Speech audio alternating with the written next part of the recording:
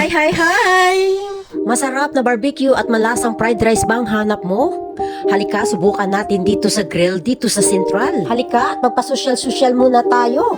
Muli ko naman ipapakita sa inyo ang mga ganap ko dito sa aking holiday dito sa Hong Kong. Dahil nakakasawa ng Jollibee at McDo, naghanap naman kami ng bagong makakainan namin dito. At ngayon, nandito naman kami ng aking kaibigan sa grill dito sa Central Hong Kong mga kabilas.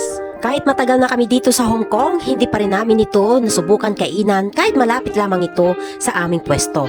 Dahil bagong sahod, muli naman kami magsiselebrate ng aming sarili. Bago ang lahat, shoutout muna kay ate na nakasama sa aming video, baka mapanood mo rin ito te. Nice to meet you. Paminsan-minsan mga kabilas, ititreat din natin ang ating sarili sa mga iba't ibang makakainan dito habang nandito tayo sa abroad. Dahil kapag makauwi na tayo sa ating sariling bayan, hanggang sa alaala na lang ang lahat ng mga ito. Hindi ibig sabihin na kumakain kami sa mga ganito ay marami na kaming pera.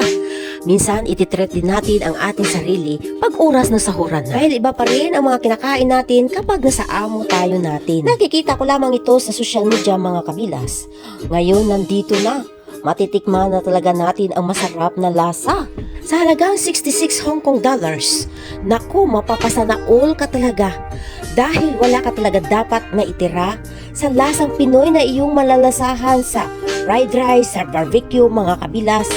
Napakasarap talaga ang sa fried rice pa lang, kahit hindi ka na mag-ulam talaga. Medyo maanghang na hindi mo ma-explain ang lasa mga kabilas dahil sa sarap niya. Hindi ko pinopromote ito dahil wala naman talaga bayad ako dito. Ngunit gusto ko lang talaga i-share sa aking mga kapwa Pilipino na mayroon din tayong pwedeng malalasahan ng mga barbecue. Nandito lang po ito sa Grill Central mga kabilas. Marami ka rin pagpipilian dito.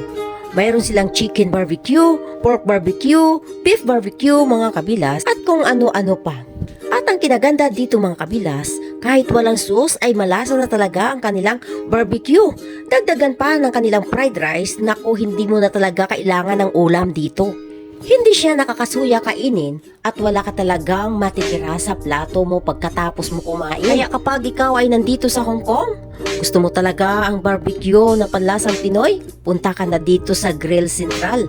Nandito at napakamura lamang ito mga kabilas, kayang-kaya sa bulsa mo. Hahaha, pwede na ba ako maging promoter na tao? Pero alam nyo mga kabilas, hindi naman talaga kailangan na bayaran ka para ma-share mo rin sa mga kapwa mong Pilipino na mayroon ding mga kainan na masasarap dito sa Hong Kong mga kabilas. Para sa mga susunod ay mayroon din silang option. Kasi nakakatikim lang ako ng barbecue kapag nag-night swimming kami dito or either nag-outing kami mga kabilas, yun lamang kami nakakapag-barbecue. Pero ngayon, mayroon na rin tayong mga iba't ibang mga Filipino food dito sa Hong Kong na pwede natin matikman kung gusto talaga natin ang panlasang Pinoy at barbecue.